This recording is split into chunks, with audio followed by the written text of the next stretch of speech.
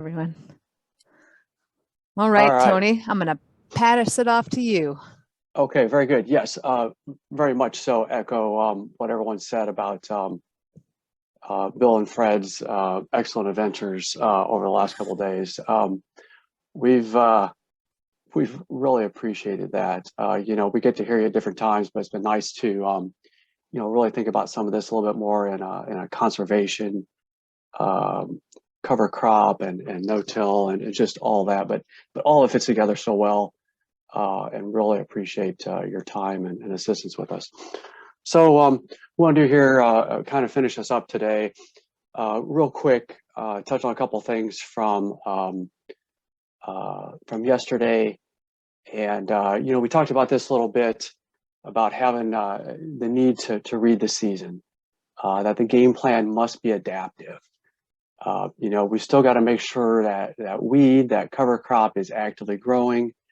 All those various things we talked about related to that, things that Fred and Bill have talked about the last couple of days about spray water quality management, avoiding antagonism with glyphosate, just all those little details. But all that's just, is it dry? Is it wet? What's the weather coming in? It's all game time stuff. Very challenging, but we got to keep all that in mind. Another piece of that from yesterday, we went into detail, maybe nauseating detail on some of the termination strategies related specifically to cover crops.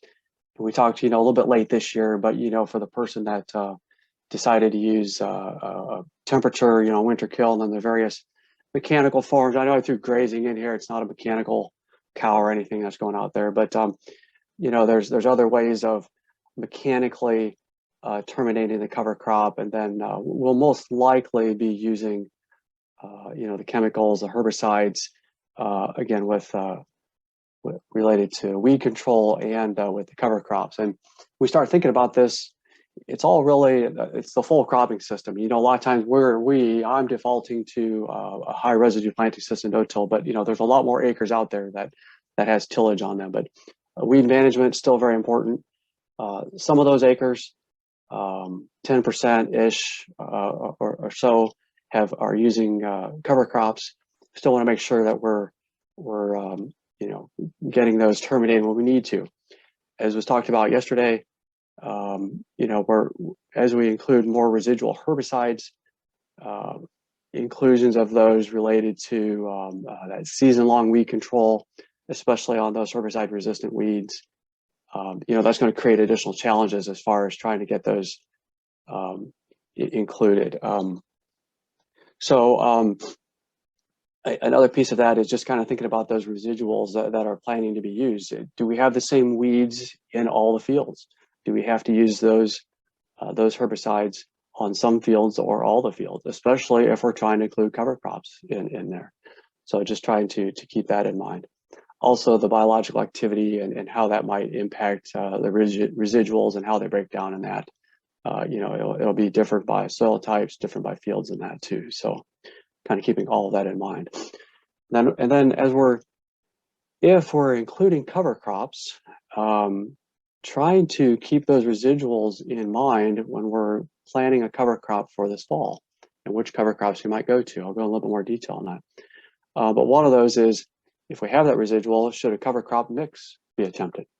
And a little bit of that question kind of comes back. Well, of course, the answer is a little bit depends, but it kind of comes back to if we've got a real expensive cover crop mix out there, do we want to be putting that out there if we're really sure we're going to have residual issues? I don't think we want to do that.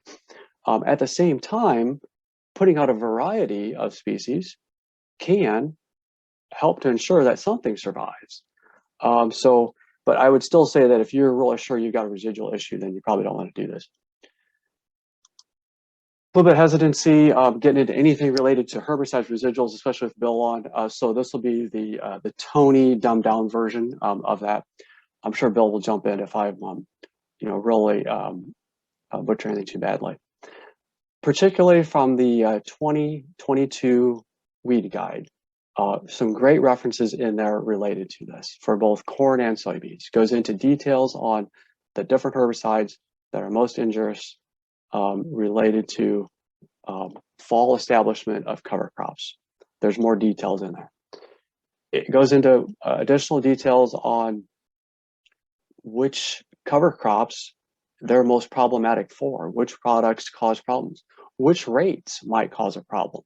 So I've just selected 2. There's more in there. You should go in and look at those, or just as much making sure that our producers know that those are available. The other part of it is there are just some other pieces related to this that in general, cereal rye is pretty tolerant of most commonly used corn and soybean herbicides. It can usually be successfully established following harvest. Talks about tillage and forage radish, tillage or forage radish and winter peas tend to be among the more sensitive.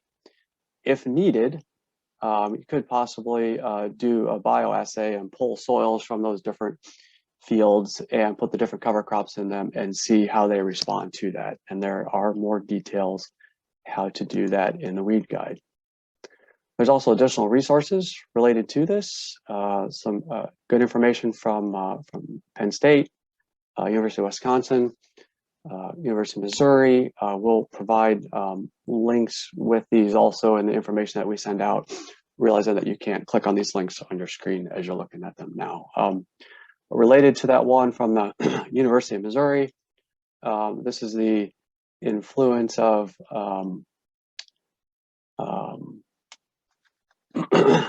I'm sorry, part of my screen is covered up here.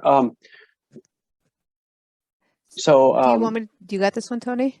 Well, I just can't see all the screen. So it just has to do with on the fall cover crops. And so we see over on the left, the herbicide treatments that were selected, the rates, as others have mentioned, makes a difference on the rate, and then the various cover crop species. So if we've got a green, kind of a green light, there was no stand reduction in any year related to that product at that rate with those cover crops. If there's the yellow, a little bit of that caution, that warning, we've got a stand reduction in 1 out of 3 years. So it might have been it was a wet year, it was a dry year, something else was going on, that there was a stand reduction 1 of 3 years. If there is red, it's a stand reduction in greater than 2 of the 3 years. So, then when we start seeing things like that, we may really want to, not use that product or use that cover crop after that product. We're more likely to have resistance, I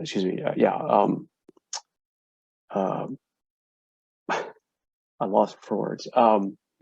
The stand reduction related to those. Yeah, sorry about that. All right, so another sheet that's really beneficial is this cover crops for weed management out of the Take Action group. And again, this does a really nice job of including the various herbicides, their common names, here on the left column, middle column, as far as which fall cover crops are safe to plant, and then which fall cover crops potential for injury.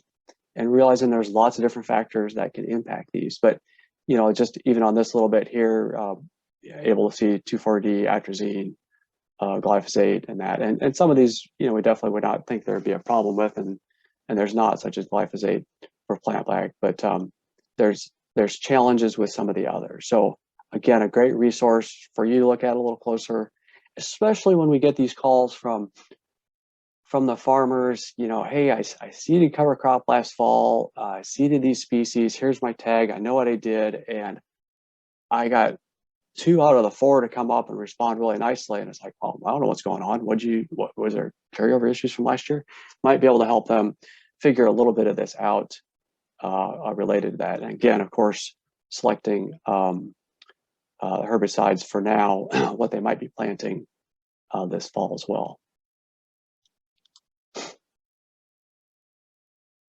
I think I was going to hide that one, I forgot to. So then the other thing that kind of thinking a little bit about is just general cover crop establishment.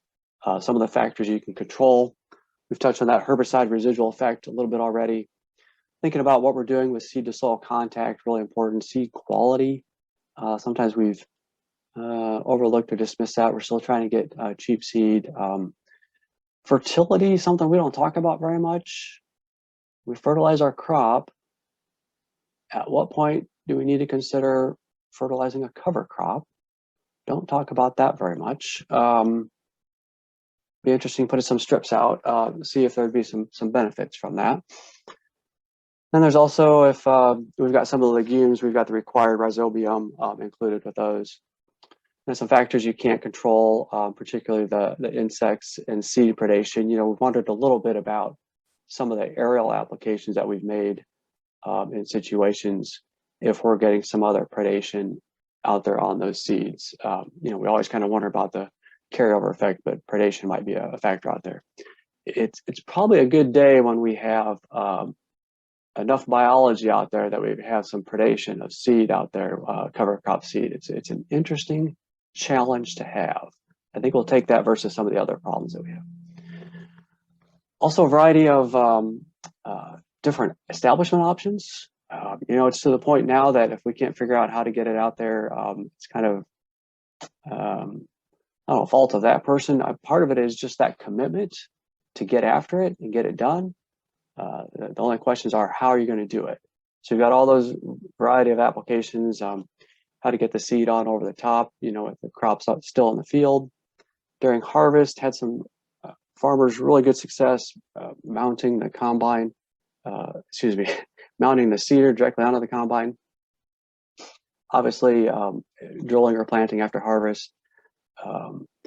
If we're going to run tillage in the fall, let's have a better purpose for it rather than just incorporating the residue. Let's put a seeder on that tillage tool, and let's do some, if we're going to do it, do some light tillage and actually get a cover crop established out there.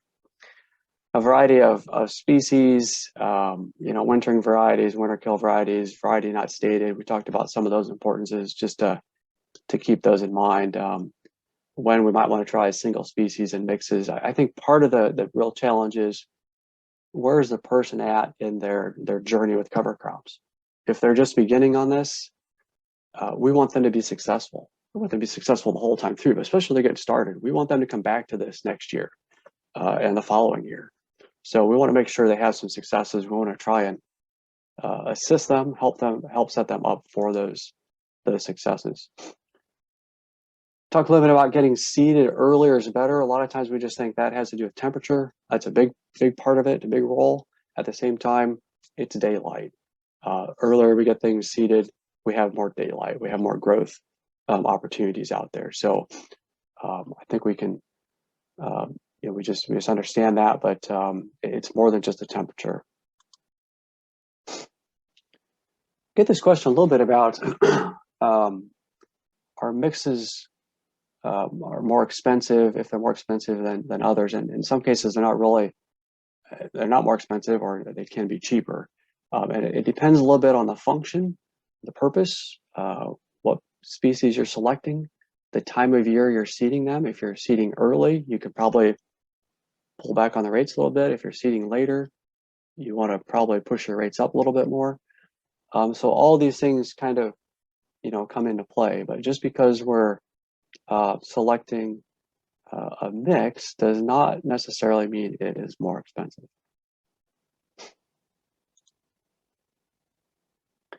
As we're thinking about these cropping systems, introduction of no-till, introduction of cover crops, it's just as, or maybe more important, to scout.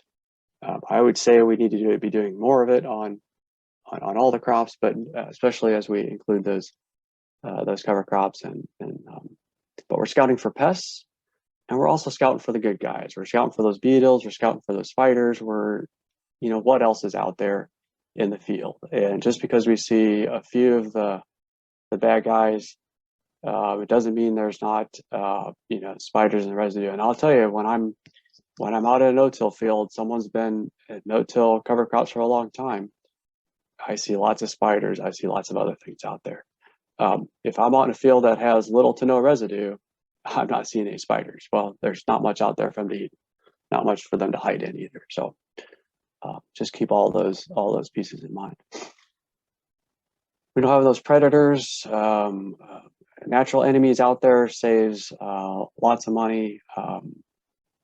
Lots of other reasons for this, but you know, especially when we're trying to build soil health, you know, that's something that we're really thinking about. We got to have all these other beneficials out there as well. They help to break down our residues and all that. I know when I took my weed science class long ago, I'm really sure that we didn't talk about seed predators. I haven't gone back and looked at my book. I need to sometime. But again, it's an interesting challenge to have, that we have enough biology in the soil that we might actually have seed predation on the cover crops that we're putting out there. Again, I think it's a good challenge to have. We also get questions about the neonicotinoid seed treatments that we have and what do those do, especially related to soil health, as we're trying to promote the biology, the monarchs, the pollinators, the whatever else related to that. What roles do they play? And especially related to soybeans, there's even more questions about if they're needed for the seed treatments related to soybeans. And there's other extension publications out there related to that. Tony, just a point of reference. This is something you shouldn't be involved in. None of us. This is a ag sites, multiple ag folks arguing about the consequences of this. Is it needed? Does it work? And all of that. It's probably best. This is not, in my opinion. You know, I carry the Purdue line, which is different based on the research here, which is different than maybe some of the industry people. So it might be just to understand that there's a lot of things behind this that makes it extremely, it's very controversial, very, people get real hot about it. So just be careful in this question. Are they helping or hurting? It's a very controversial kind of thing. So for whatever that's worth, from my side. Yeah, that's right. And that Fred brings a good point. And we get that with this and other topics and subjects related to ag, and we start pulling in some of these things related. So, yep, things to think about. I think the other part of this, main part of this, is to scout early and scout often. You know, we're trying to figure out, did we get our cover crop terminated like we wanted to? Need to get out there in the field and see what's going on. Fields are going to vary. Just because we did the same products from one field to another doesn't mean we got the same impact. Nutrient management, you know, where we have issues going on that we need to be trying to address. And then also just that whole thing of the weather and what's going on and reading all of that. So that, I think I'll pass it off to Stephanie, and I will help move the slides along here. Thank you, Tony. I was going to put in here a chat a second.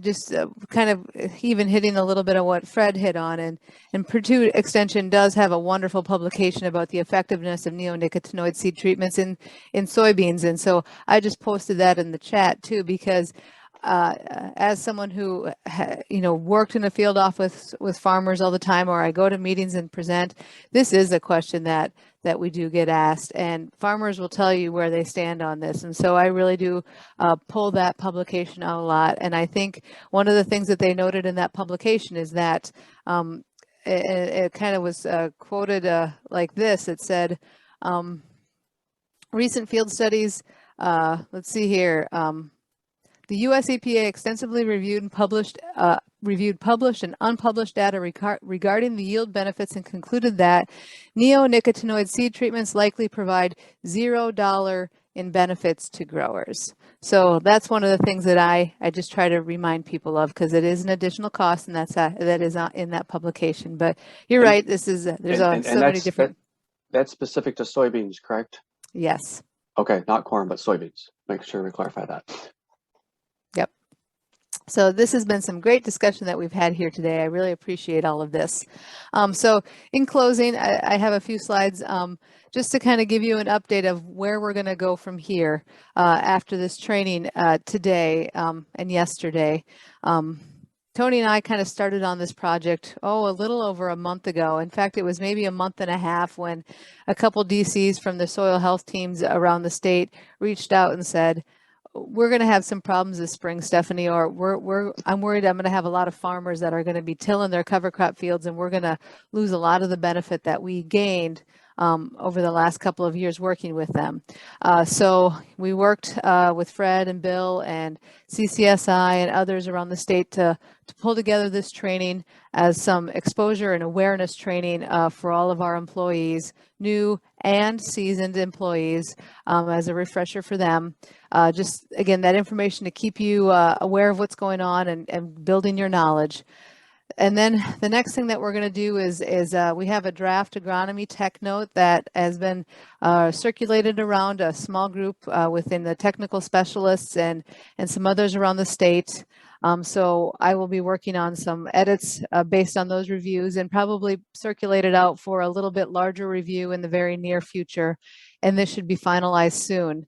But this draft agronomy tech note is basically going to go over pretty much everything we've discussed the last 2 days.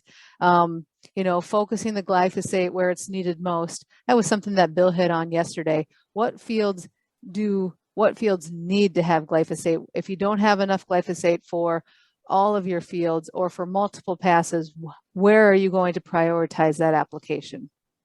Next slide, please, Tony. Some of the other things that are going to be in the draft tech note or in this tech note when it's released, look at things such as on the right-hand side, not compounding the issues by cutting multiple corners.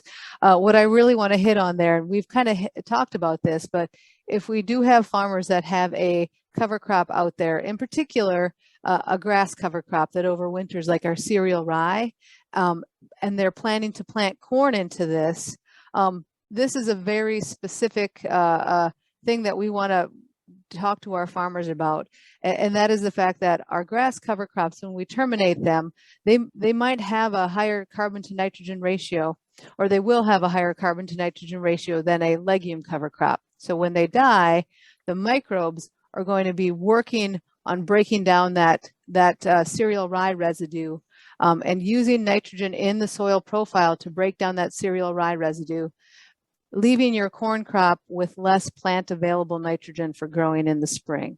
And so the idea of cutting multiple corners is that we might short our Roundup, or we might use less herbicide for burn down. So we might not get an effective kill on our cereal rye cover crop.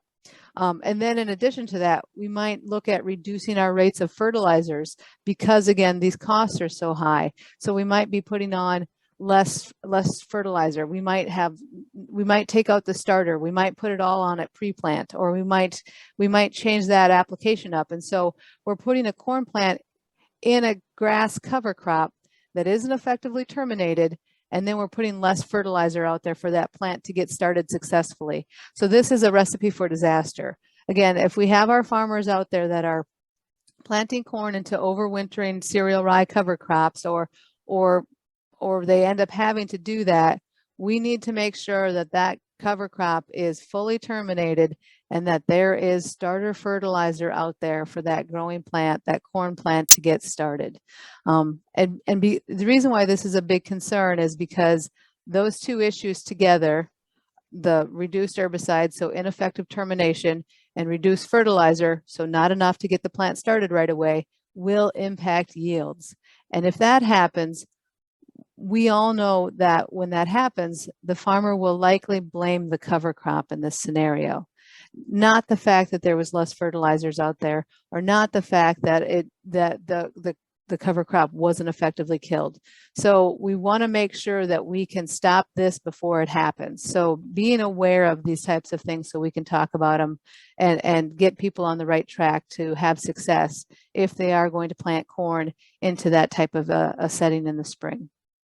We're also going to hit a little bit more on annual ryegrass because that is one of those really special cover crops. It has a very waxy cuticle. So those pictures that Fred was showing where the water just sits on the surface and it doesn't soak in, that is annual ryegrass. When you see that growing in the spring, the plant almost shines because it's so waxy that the sunlight is reflecting off of that plant. So that has a very waxy cuticle and it also has a very deep rooting system. So again, if we go out there to spray an herbicide on it and it's not actively growing, or we get that cold snap that Bill kind of mentioned, where all of a sudden the plant stops translocating that chemical, that plant, annual ryegrass, will not be effectively terminated. So we need to follow some really, really strict if-then types of recommendations, thinking about those temperatures, thinking about having sunny days and spraying in the middle of the day, making sure our water is properly conditioned, and making sure that that chemical can get through that waxy cuticle and into the plant, and that it is actively translocating when this happens. And again, the herbicide best management practices, like Fred mentioned, thinking about those mixing orders, but also our water hardness and our pH, all of those things that can impact the efficacy of the herbicides that we're putting out there. Next, Tony. And then just a couple last things, just a reminder that termination can be more than just chemical, right? We've spent a lot of time on chemical termination. And sometimes people will say, well, why don't you ever talk about roller crimping, or why aren't we talking about mowing? We should spend some more time on grazing. So we do go into those topics and really talk about those termination methods as well. But also keep in mind, the majority of our cover crops that are terminated in the state are terminated through chemical termination. So that's why we end up spending a lot more time on those methods. But chemical termination is more than just, or cover crop termination is more than just chemical. And lastly, if you got to just till, if the decision is made to till those fields for terminating the chemical or terminating the cover crop, I think Tony did a really good job yesterday talking about the fact that usually one pass doesn't cut it. And usually one pass doesn't create a good seed bed. So if a farmer is thinking that well, I can just go out there one time and till that field and to terminate the cover crop and also have a good seed bed, the chances are likely that that's not the case.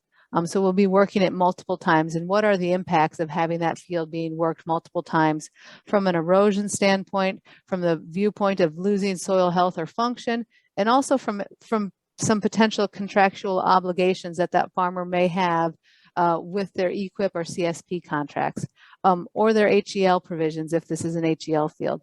So there's so many things to think about when we start to look at using tillage in these scenarios. Next, Tony. All right, the last couple slides I have here are kind of talking about partner resources. You know, when we decided to put this training together, really the big push was that I know that we've hired a lot of NRCS employees in the last couple of years, right? In particular, the last year or two. So we have a lot of new employees. And so this was a first attempt at getting some exposure and awareness training out for them. But I also realized that our partners, SWCDs, ISDA, Purdue Extension, we are all hiring new employees. I think in a conversation with an SWCD district administrator, I think at the IDEA conference, they had found out that somewhere between 20 to 30 new employees had been hired in the last 2 years. That's a lot of new employees out there. And so the need for training is essential, but also the need for us to be aware that we're all partners, and that, like Fred said, that we don't have to know everything, and that as we work together as a partnership, that we each bring something different to the table, and that this helps us all work more effectively with our farmers. So what I'm showing here in this picture is just that all of the Purdue Extension teams at every single county have their own web page. So this is the Purdue County, or the Posey County team. I hear that that they're missing an educator right now, if that's correct. So they might be looking for someone down there. But I like these. This is when you could go to you're in your county and you want to know who that Purdue Extension person is, the ANR person or the 4-H educator. Meet the team. You can go into that and kind of see who those people are. And as an NRCS employee or a district conservationist in your county, this is the way for you to reach out and start to build those networks locally within your county.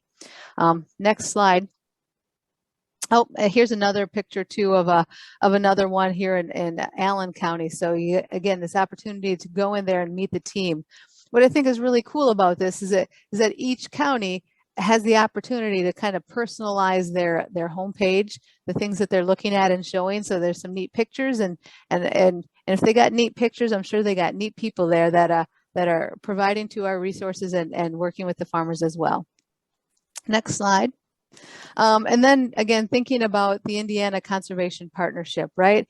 All of us that are here working together for the benefit of our farmers, right? This partnership was developed so that, because we all realized that we weren't all able to all know everything, but that together, the thing that we create together is greater than the sum of our individual parts. And so that speaks to synergy that we have as a partnership and as a team. So again, this is kind of a call out to the new employees across the state, whether you're working for NRCS or SWCD or Purdue Extension, IDEM or ISDA.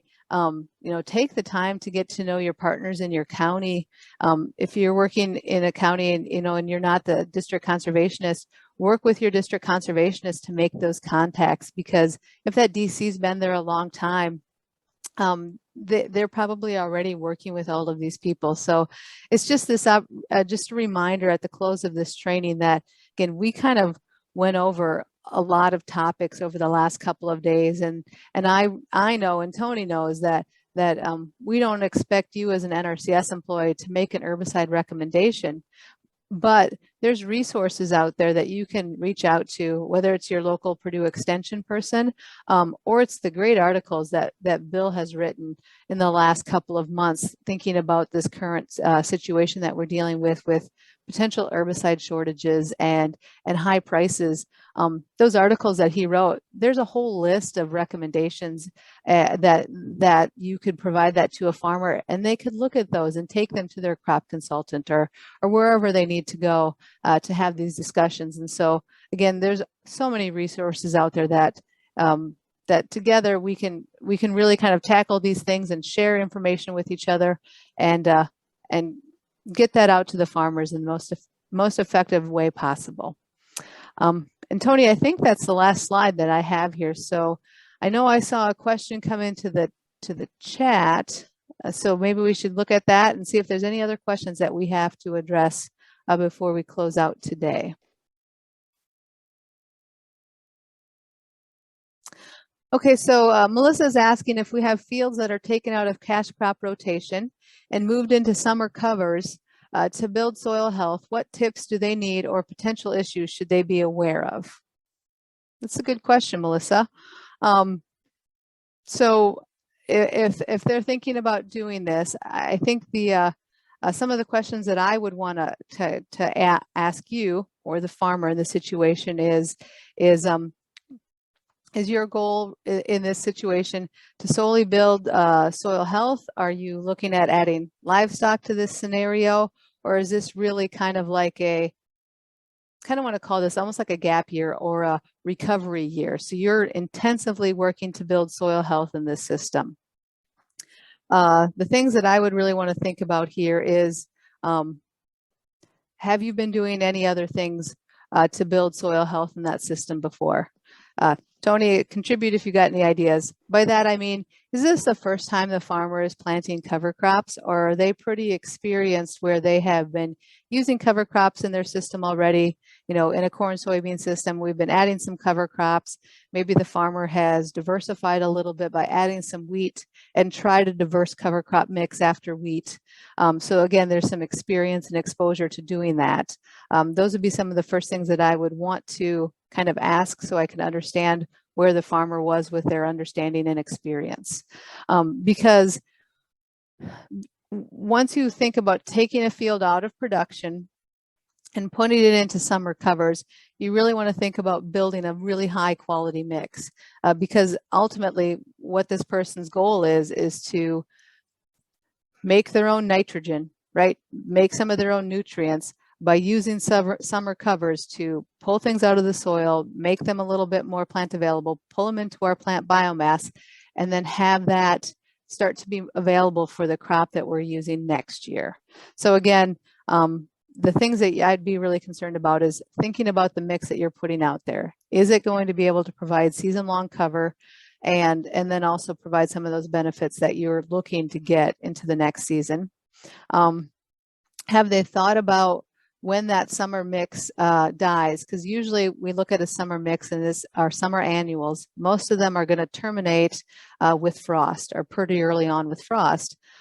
Is that producer thinking about putting in a winter cover crop mix after that summer cover crop mix? And the reason why we want to ask that question is because usually in those summer mixes that are getting planted in May, June, maybe July, but in this case, because they're not cropping it, it's not after a wheat harvest, we're putting this in probably in May or very early June. We're not going to put very many overwintering cereal grains or other things into there, right? We're not going to have any cereal rye in that mix. Would we come back later on in the fall and add that into there so that could be growing, so that it grows over the winter? We might have some legumes in that mix that might overwinter. So those are some of the things that I would want to ask right away and start to think about what kind of a mix can we build there to have the longest cover as possible. Tony, I'm going to pause a second because I'm thinking about a few other things that I want to add here, but I gotta get them formulated in my brain. Yeah, I don't have anything specific to add to the cover crop species. I would wonder a little bit about if there's other repairs to the field that are needed, if tile is needed or whatever. And we'll see that every now and then where people are, they can finally get the tile contractor out there and they don't get out there at a timely time because that's when they're available. And what crop am I going to go with? And it's really late. And especially with high input prices this year, it might be a year to put out a summer cover or something else out there. Or, doing other repair work to a field might come into play as well. The other thing I'm thinking about too, tips or potential things to be aware of is when you come in next spring to plant into it, and Tony hit on this earlier, is I think you need to really think about all of the life that's going to be in that field now. And by life, I mean all of the insects, all of the creatures that are going to be there. If this was a kind of a gap year and we just let all of this grow, is there going to be a potential for more slugs out there? Hopefully we increased our predators as well, but we do know that looking at the amount of eggs that a slug lays in comparison to the amount of eggs that a ground beetle lays, slugs lay way more eggs than a ground beetle does. And so it takes a while for our beneficial or our predator population to build up in these systems. And so we still need to be aware of the pests that might be out there. Again, if we aren't disturbing that soil for a while and you're in an area where you might have a lot of voles and fields around you, is there a potential that voles are going to move into this field? So again, thinking about some of those types of things, because that might look like a really nice habitat for something like a vole to move into that could then be a problem in your crop field. And if anybody else has any thoughts about this, and the other thing too, I just got thinking about this too, is if you are thinking about doing this, maybe this would be a year that you could look at putting wheat into it as well. So, right, so planting wheat towards the end of the year, and coming back with that diverse cover crop mix after wheat the next year, that might be a way to do it and still keep that field in production. Sometimes when farmers talk about taking it out of production, they're really thinking about that, and then in actuality, that's a really hard thing to do, because that does mean a potential missed year of production and harvest and profitability. But the way you need to think about it is that you're making an investment into the next year's crop with a potential yield bump in corn of, 5 to 20%, depending on the field and what you built in that system. And you would actually probably see that yield bump in the next year's soybean crop as well. But again, if it's not something you've done before, maybe start with wheat, and after wheat, go into that diverse cover crop mix. Well, I think we're at high noon, so be respectful of everyone's time. We really, I'll just start on this. We really appreciate everyone's involvement. Again, thanks to the whole CCSI crew behind the scenes and helping keeping us on track and everything else involvement. Appreciate that. Big shout outs again. Thank yous to Bill Johnson and Fred Whitford. All the assistance they provided throughout the last 2 days. Also, again, to Adam Jones and Hans Schmitz for their role plays yesterday. We appreciate them being good eggs and playing along with that. But really appreciate that. Again, if you have other topics like this that you think we ought to try and address something in the future, not necessarily has to be this cast of characters, but something else that we need to try and get addressed, please let us know. Pass it back to Stephanie if you have any other. I have nothing else for the good of the audience today. So thanks for your time, and looking forward to talking with you and seeing you all in person in the near future. Thank you so much. Lisa, any last closeouts? Yeah, this is great. Thank you very much. And to the folks who are still on, we will be getting those resource sheets to you. And when the videos are processed and uploaded, we'll get you those links so that you can review the content at your leisure. Thank you. Have a great Thanks, day. everyone. Bye.